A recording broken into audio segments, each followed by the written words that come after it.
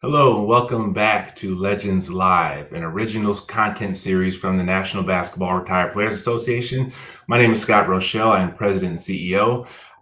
We have these bi-weekly conversations to talk to our legends from the NBA and WNBA to bring an awareness about what's going on off the court, what's going on in their post-playing careers, but most importantly, just to have some fun and have some good conversation. So today we are extremely blessed to have with us a Hall of Famer. I call him point god, top 50 player of all time, tremendously successful businessman, but really overall an amazing person. The person we have here today, Isiah Thomas.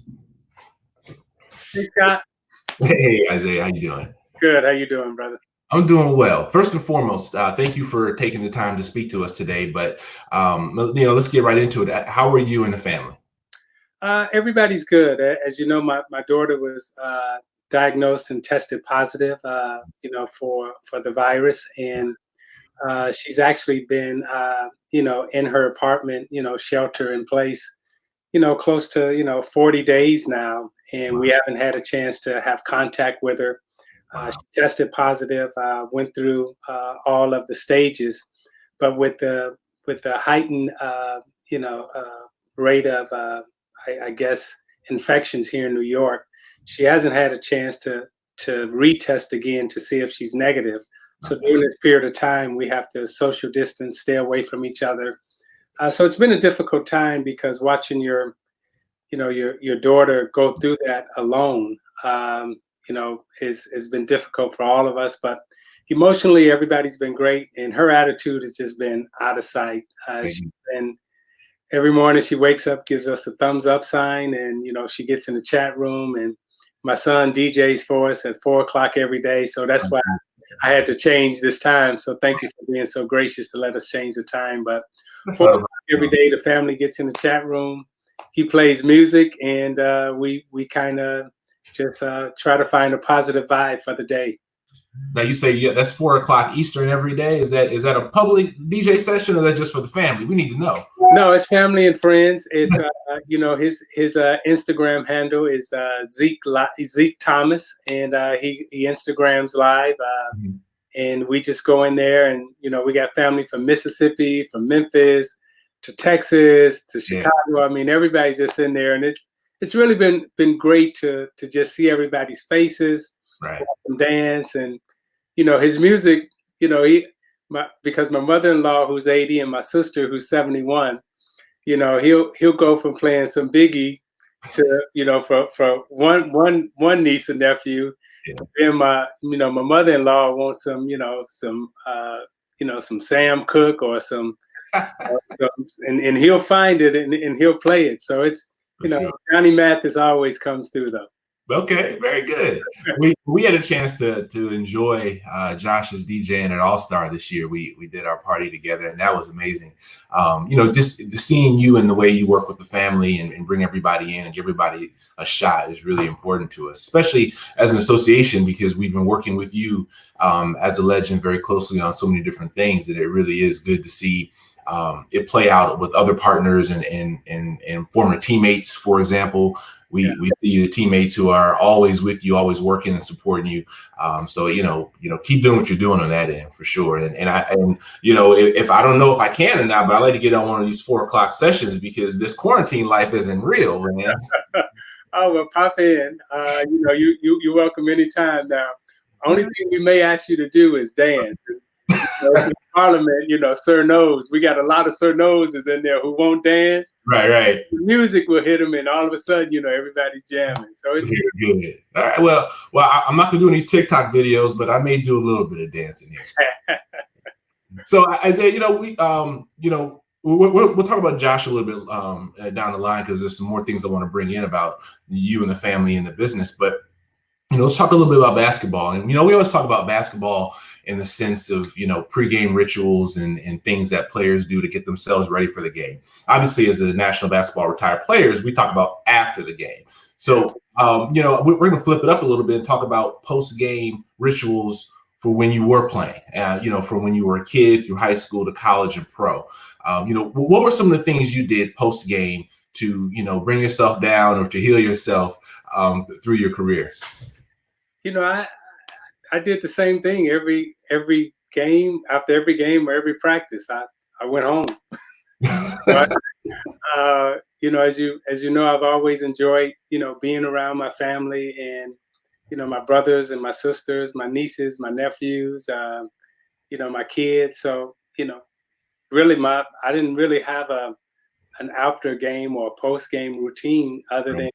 after the game I would shower. You would do your interviews, and then my wife and I, or when I was single, then I would drive home and watch the news or Okay. see what was on television. But I didn't do much. When I was single though, that was interesting because I didn't. When I first got money, I didn't know how to go to like good restaurants. So Right. when I first got to Detroit, my three favorite restaurants was Howard Johnson's, uh, Okay. and then there was a restaurant called The Clock, and it was kind of like a diner, and I would always go in there and get like a tuna melt. Right. Those were my two favorite restaurants, and then my third one, if it was open after the game, I would hit Bob Evans. So that's kind of what I did, and Yeah. and I went home. Oh, see, I'm thinking those are the places you go when you're in college in Indiana. Not when you're a NBA star. Well, you got to remember, when I first got in, I was like 19, 20 years old, so I didn't. Those are the only places that I knew, and believe it or not, I thought I was taking a step up, Scott. I mean, I was going in there, pulling out my cash, like, yeah, let me get a hot fudge sundae, with extra whipped cream. There you go. There you go. Living on the edge. So we mentioned college for a second. This year, you all had the opportunity to celebrate a milestone for your college days. Talk about how important it was to get back to Indiana, and then talk about how important it was for you to have Coach Knight there with you. It was truly important, not only for us in Indiana University, but I also think for college basketball in general. There, in my opinion, there are four great, college institutions where the head coach still resonates even after he's gone. And when Right. you think of UCLA, no matter who's been the coach there since, you always associate UCLA with John Wooden. Absolutely. When you think of North Carolina, even though they've had other winning coaches there, the first thing comes to mind is Dean Smith. For sure. And when you think of Indiana, I don't care who's coaching there. The first thing comes to mind is Coach Knight, and now Duke. Whenever you say Duke, it's always going to be Coach K. Yeah. Coach Knight being separated from the university and being separated from the basketball community, that was a big miss for all of us. So Yeah. having him come back, reconciling with Indiana University, and then the student body on Right. that day Yeah. stood on the eye, and the student body just rose. There's nothing like standing on the eye in Indiana and having that student body get behind you, and you Right. can see how it affected Coach Right. at that time. I mean, you can see the emotion and everything else. So, a big shout out to the student body for understanding the moment and Mhm. rising to the occasion to give him that type of experience on national television. That was awesome. Yeah, I enjoyed it myself. I'm an Illinois guy, and I watched you all beat up on Lou Henson and the guys over there for years. But I got excited about it too. I will admit, because you're right, Bobby Knight and yourself to a certain degree are synonymous with Indiana and the success they've had. So it was really good to see that. I watched you and your teammates. I watched you all come together, and when players are around you, there's a glow about you. And you see it when you were playing. You even see it to this day. Talk to us a little bit more about the teammates you still work with now. You've got businesses, you've got things going on right now. Why is it so important to keep those guys around you still? Because the way I was brought up in terms of your teammates and team, Mhm. it was all about sharing and sacrificing and working together. Right. And when you form that bond, and then when they elect you to be, the leader, of the group, there's a certain responsibility that comes with that, and I've always taken that seriously. And the serious part is just the caring and the sacrificing and the giving. And what I always try to do was be sincere and authentic in our approach in terms of being team and teammates. And today we still get together, we still chat, we have a group chat, and in the group chat, of course, you know, I'm I'm the smallest guy, so I get the brunt of all this. In family, and you've been around my family and I'm not Isiah, I'm Junior. you know, I mean, everybody calls me Junior. When I get with my Piston teammates or my Indiana teammates, I'm still the little guy, and it's like, I know how they feel about you out there, but in here, you still Junior. So, and it's good. We love each other. We genuinely care about each other. We genuinely try to help and support, and that's really all we try to do, and you're supposed to do. No, for sure, absolutely. So you won championships at the college level, the high school level, college level, NBA level. Which one of your championships means the most to you personally? Personally, I would have to say the NBA championships. Mm-hmm. The reason why those two mean the most is because you've done it at the highest level of basketball excellence.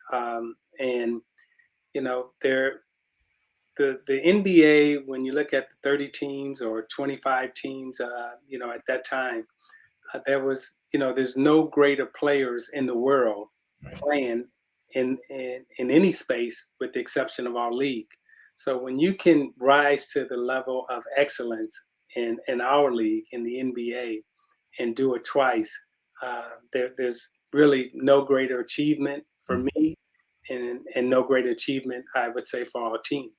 For sure. And speaking of that team, that wasn't the easiest NBA to win in. I mean, we've had the benefit in this pandemic to have access to so much old footage, and I think that there are so many people who are NBA fans right now who are looking back on old film and old highlights and seeing what it took to win and actually even survive in the NBA. Talk to us about the difference you see in the game and the physicality.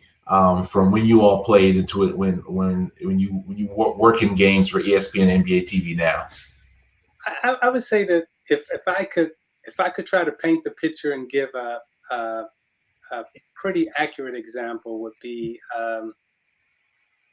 they like to say the dinosaurs, right? Right. But the dinosaurs of the NBA, just like they dominated the earth. Mhm.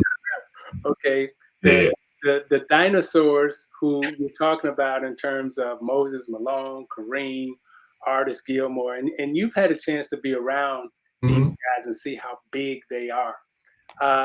They truly dominated in trying to win at that time when it was a sport. It was a big man sport. Yeah. Yet being a small person trying to figure out how to win, that was difficult. And in that time in the 80s, in the area that I was predominantly playing in, the four dominant teams, you had Philadelphia, the 76ers, and with Dr. J and Moses Malone. Then you had Right. the Boston Celtics with Larry Bird and Kevin McHale. And then you had the Lakers with Kareem and Magic. Those were Right. the guys that we were trying to beat. And those were, and that 86 Celtic team is considered one of the greatest teams to ever play. For And sure. the 85 Laker team is considered one of the greatest teams to ever play. So that was my era that you were trying to win and beat people in. And it was very difficult. It was extremely difficult. And fortunately enough for us, we were able to come together as a team, listen to our coaches, and execute game plans that won basketball games. Very good. One more question before we go to a viewer question. When you see the old footage and a lot of the conversation going back to that now, how does it make you feel to be front and center all over again with the NBA and with the new respect for what you all did to win and to be successful? It's when you win a championship, they always say the one thing that that they can never take away from you Mm. is the championship, right? Right. And in all these years, still they have to talk about the Detroit Pistons and have to talk about us as being a championship team. Yeah. Had we not won, then we just, you'd be one of many who came through the NBA. So that's how important, winning is. It gives you sustainability, it gives you longevity, and that's what being a champion is all about. Very good. All right. Well, we'll jump to one of our viewer questions. Yeah, so this viewer question comes from Dee Dee on Twitter, and she wants to know, Isiah, you were a player that had a lot of different nicknames throughout your career. Which nickname was your favorite? Uh, Probably the two that I had growing up, and Tuss. Everyone called me Tuss when I was growing up around the neighborhood, around the community, and when you go on the west side of Chicago, it's always Tuss, Tuss, Tuss. And then close family and friends, I was always Junior. So it's either Tuss or Junior. Those are the two names. When I got into the NBA, then people started calling me Zeke. Right. For the most part, it's been Tuss or Junior. Okay. Very good. So, you know, can you tell us where Zeke even came from? Who brought that John up? Dorn. And I don't know if you met John Dorn, Bebe. Yeah. So John Dorn played at Georgetown. We won the '79 Pan Am team. Okay. And it was he and Kevin McHale and Michael Korn and Mike Woodson. That was kind of like my group who Coach Knight kind of said, okay, y'all look after, and Coach Knight called me Pee Wee. He's like, y'all look after Pee Wee. And we were working on a trap one day, and Ronnie Lester and Kyle Macy were the two starting guards. All right. John Dorn and we were backing up Ronnie Lester and Kyle Macy. And as we were working on the trap, John said, man, it take me too long to say Isiah. I'm just gonna start calling you Zeke. Your name's happened, right? Your name is Zeke from this day on. And then right after that, this song came out called Zeke the Freak. And it stuck. And so John Dorn is the one that gave me the name. Very cool. Very cool. So we've talked about post game. Let's talk about your post game when you stepped away from the NBA. You've got your NBA brand, and we know you as Isiah Thomas, Hall of Fame, top 50 point guard. But more and more as we, learn more about you, there's so much there. There's business, and there's philanthropy, and there's the family side. When did you start to put the plan in place for your post-playing career, and what got you to this point that you're having the success you're having right now? Fortunately enough for me, actually, that started day one when I got into the NBA.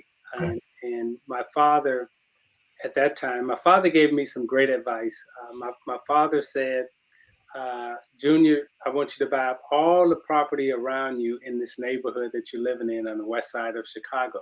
Okay. Because one day it's going to be worth a lot. Yeah. But at that time, I had financial advisors who were telling me, no, don't do that. Don't buy up, don't invest in your own neighborhood. Take your money and put it someplace else that's safer. And consequently, they were right. But at the end of the day, my father was correct. Investing in the community now that is called the West Loop. Right. That would have been the smart thing. Now, I didn't have patient capital at that time or long-term money. So my financial advisors were also right also. But, having those conversations at a very young age basically set the stage for me to understand that, okay, what are you going to do with the money when you get it? Right. And, all my money was spent not on real estate at that time, but you've met a lot of my nieces and nephews, and we were as poor can be. So I invested all my money in education. So, making sure that my nieces, my nephews, that second generation, we were able to raise them out of poverty. Absolutely. Now, we haven't gotten everyone out of poverty, but for the most part, everyone, has dual degrees, masters, PhDs. Everyone's graduated from college, and then there's some who didn't make it. Now, the next generation, and you work with Brittany and Raquel and everything. Their Right. responsibility is to keep spreading it out. So the more we bring the next generation out of poverty, that's what it's been about for me, eliminating generational poverty and trying to get members of my family to get to the next level. I wasn't able to save all my brothers and sisters. I was Okay. able to save some. Some of my brothers didn't make it, but a couple of my brothers and sisters did make it. And when I look at that second generation of their kids, Hmm. they got a chance. And the most important thing for us, Scott, and for myself was, you know, to make sure that people had a place that they could live, which we didn't always have, Okay. and have food in the refrigerator, which we didn't always have, and then be able to go out and get a job and have the social and educational skills to go out and apply for a job and get one. So basically, my main goal was to really just uplift my family and get them to a place where we can all be part of the American dream, so to speak. Very good. So you're still working with family very closely. You recently have a new venture that you're invested in with your son, Vessel. Talk to us about Vessel. Talk to us about the investment in the business going forward on Vessel. Well, as you know, my daughter and Brittany, they are in the Sherlan champagne space, and I got the Sherlan T-shirt on now. Right. And Vessel, my son and I, he kept talking to me about cannabis, and I was like, "Hey, man, look, we're not going down that road, Right. But to his credit, the way he explained it to me really got me interested because he said, "Dad, you're only thinking about the THC space. Right. There's a CBD space that I really think would be very helpful to athletes if they got to understand how it affects their body in terms of pain, inflammation, arthritis, so forth and so on." And that perked my ears up because as an athlete and a former athlete, those are the things that we deal with. So then we started really studying the space, and once I started studying the space, you understood that inside our body we have the endocannabinoid system, and we have CBD receptors 1 and 2 that responds naturally scientifically to the plant. And what the pharmaceutical companies have done is basically replicated everything that comes from Mother Earth in nature and put it in a pill form. Hmm. Well, that's when it clicked, and I said, well, if we can work with nature, sun, and the soil and the plant, and extract the CBD oil out of that, Right. then it works inside our cannabinoid system that responds to pain and inflammation naturally. That's what every athlete is looking for. That's what every trainer is looking for. So, we're currently working with a couple of teams right now who are trying the product, working with a couple of players who are trying the product, and we've had great success in it. And now we do have a growers plant now in Oklahoma where we are working on THC now. Where we grow medical marijuana in THC on the THC side in Oklahoma and sell to the hospitals. So that's kind of our family business. We're in the champagne space, we're in the CBD space, and we're also in the waste removal space. And all these kids that I've paid for their college tuitions and to get educated and stuff now. So now here comes the payback, That makes sense. So Brittany, Lauren, and Joshua, they're saying, Dad, you kind of cheap. You don't pay much. I say, well, you don't have no school debt. There you go. So It's funny you mentioned champagne. I say, you got it. I need. Oh my goodness. I need some of that right now, Scott. If you were like me, you'd have it stacked up for the quarantine. See that? That's why you smarter than me. See, you went to law school, and you understand preparation. These days get long, man, and it's funny. We've been home for 5 weeks, and you can relate to this. I've had to sit my butt down for 5 weeks and haven't been on a plane, haven't been ripping and running. It's been great for me. Are you antsy yet? Because I know you are on planes back and forth, going from studio to studio, game to game. Fortunately enough for me, this period of time came at the right time because Scott, as you know, as you and you would you see me every day, and I'm from city to city, moving and bouncing, and I was really kind of ran down. I'm sure when we saw each other in Chicago at the All-Star game, I was kind of on my last leg. Absolutely. This period has been good for me from a stamina standpoint because I have been able to kind of slow down, been able to get some rest and get reorganized and Mm. prepare myself for the next phase coming out of C19 in terms of what that's going to be like. Absolutely. So we joked a little bit about the champagne earlier, but in all seriousness, it's amazing to see what you've done. Most of the athlete stories we hear about are athletes who've had a great career and then they lend their name to a product. That's not what you did here. Talk to us about your investment and how you really got your hands dirty in the champagne business. In the champagne space, we have close to 200 acres over in the Aube region of Champagne, which is the oldest region of Champagne. And uh, you know, what I quickly learned over there is that there are three presses of the grapes. And Mhm. in the Champagne space, what has been coming to the United States, we're only getting the second and the third press of the grapes, Okay. which is consequently highly loaded with sugar and sulfites. Right. So most people who were drinking champagne always got a headache from the champagne, or men would physically throw up if they drank too much champagne. Right. So of course I asked the question that I thought was natural. Where's the first press of the grapes? What Right. happened to the first press? Yeah. And the first press of the grapes never came here. That is the purest and that is the finest of champagne, which most big houses don't have enough in terms of volume and quality and quantity to make. So they always send the second and third. So having the land mass that we have and having the control of the grapes, Mhm. as an American, they won't let me own the land. So I own all the rights to the grapes that come off the land. And And that's the difference. That's the difference right there. That's the smartest thing I've ever heard when it comes to investing is ownership of those grapes, so that you own what comes off of. You don't have to own the land, but you own the product coming out. That's just different, Isaiah. It's just different than anything else we've ever seen.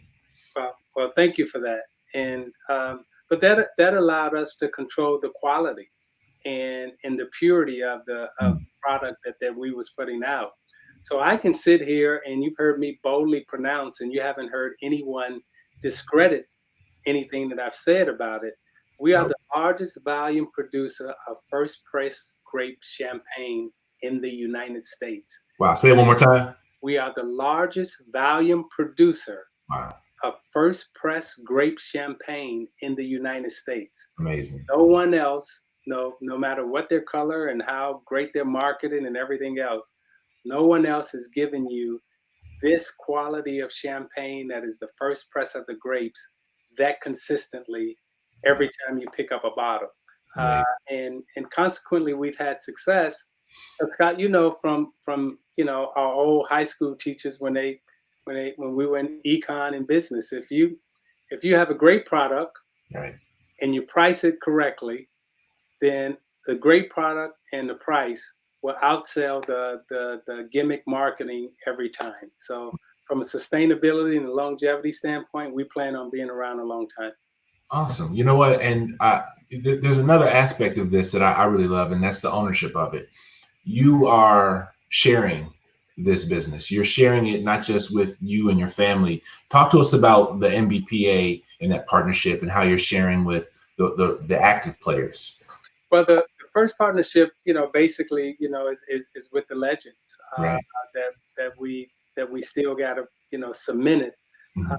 But that you guys were the first place I bought it to because this is my generation. And how do we how do we share and how do we come together collectively Right. where we can say we own this together? And this will be the first champagne, and it is the first champagne that's owned by the 450 players, the legends, and ourselves, we all find a way to share in this partnership and find a way to one day, if it's successful, make money off of it. And you can have a revenue stream that really lasts you throughout your lifetime, that maybe you maybe even be able to pass on to your kids, Absolutely. structured correctly. And athletes, presently, and in the past, we've always been on the endorsement side, where people will come and say, use your name, use your likeness, we'll give you a set fee. And after a certain period of time, then we say bye-bye. What I want to do was say, okay, how can we own something? How can we own it, grow it, learn from it, be our own entrepreneurs, be in our own startups, and have our own business? That's what it's truly all about. And how can we do it collectively? And when I look in the spirit space, when I look in the champagne space, when I look in the CBD space, unfortunately, there are not a lot of us in that space, in terms of people of color, and also former athletes. But the more of us who can collectively come together, work together, that's what we do. We've always been teammates. We've always been a part of a league that shared and played together. Why can't we collectively do that for ourselves as opposed to doing it for someone else? Absolutely. And I love that you have players working with you, promoting it, raising the awareness. Earl Carrington, Mark Aguirre, guys, the old Detroit guys. So you've kept it again with the family and the theme of bringing everyone with you. Is simply amazing, Isiah. We do appreciate that. I think we have one more question from the public to jump to.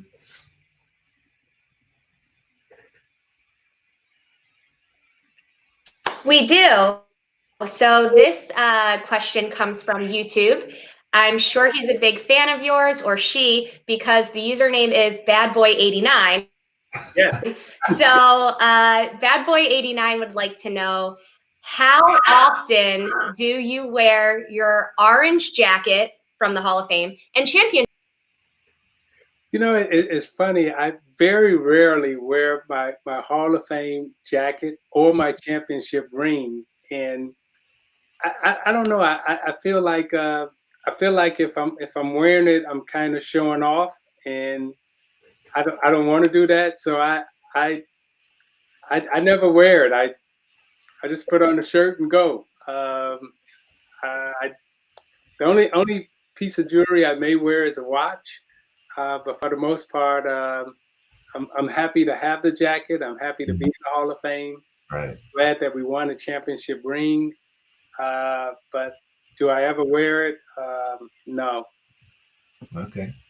So we hope that basketball comes back. Everyone wants to be healthy and safe, but we do anticipate there will be a time when we play basketball again. What are you most looking forward to when the season gets back up and running? I'm looking forward to seeing the LeBron James, Giannis, ascension. How LeBron James finishes this season, if we finish, Right. what it will say for his legacy, and also can Giannis stop him from achieving what he's trying to achieve? Yeah. We've only had maybe in my lifetime, I can only think of maybe 3 or 4 players that have really had an opportunity to make the claim, or people debate if they are the greatest players or not. And that was Jordan, Kareem, now LeBron, and Russell is just kind of like, you don't touch him. Right. Exactly. But there are very few times that players come along and they get to be critiqued in that manner. Right. LeBron James is one of those guys that we are critiquing in that manner. Mm-hmm. Now you got a young Giannis who's rising, saying that he may blunt or stop that. So I'm looking forward to seeing how that whole dynamic plays out. And then next year, I mean, when the real big boys step back on the stage, Kyrie stepped back on the stage, when Durant stepped back on the stage, and Steph and Clay stepped back on the stage. Right. Man, that's what I'm really looking forward to. Absolutely. Those guys come back. Anyone else any other players that you really enjoy watch playing now? Any point guards right now that you see that are just amazing in your eyes?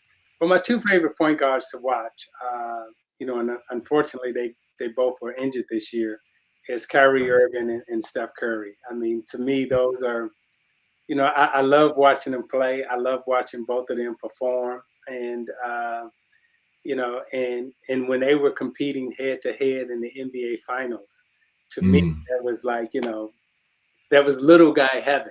You know what I mean? As small guys, and we all look at each other and admire each other's talents and skills. So watching those two go at it, those are two of my favorite to watch play.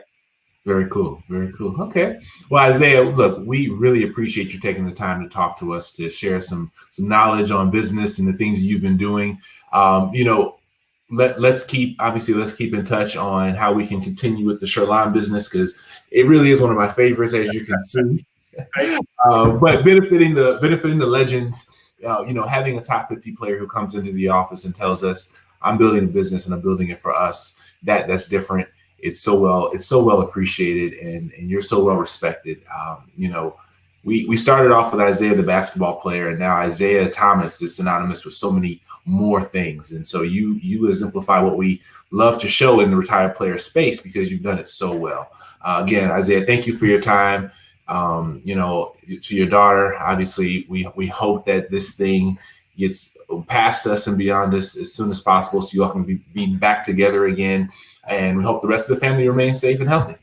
Thank you, and I wish you the same safe and healthiness. And to everybody who tuned in today, stay safe and be healthy. And to all the legends, if you're listening, just a big shout out and a big thank you for giving me the opportunity and giving me the great advice along the way, because I never would have got here without the lessons of Kareem, Spencer Haywood, George Gervin, so forth and so on. So it's you guys have been fantastic to me ever since I was a little kid, and now that I'm in this space of being a elder, just know I'm trying to pay it back and pay it forward. So awesome. All right, Isiah, thank you so much. Talk to you soon. Bye.